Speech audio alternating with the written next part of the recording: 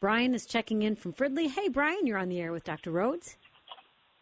Yeah, my question is, when does the marriage feast of the Lamb take place? Is that during the 7 years of the tribulation, or is that during the millennial reign of Christ? What can you tell me about that? Well, that is a great question. You know, the church is the bride of Christ, and Jesus is the groom, and one day the groom is going to come for the bride, and that happens at the rapture, and he takes the bride back to the place that he has prepared for the bride, as described in John 14, verses 1 to 3. And the marriage itself takes place in heaven.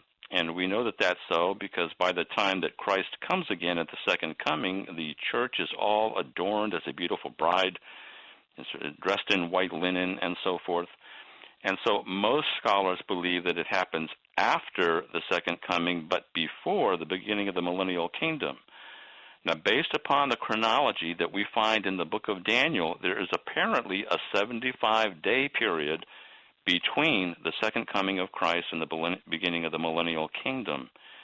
And it's during that time frame that a number of things take place, not only the marriage feast, but apparently the judgment of the nations described in Matthew 25, verses 31 to 46. This is where Jesus judges the nations, and those who are found to be believers will be invited into his kingdom.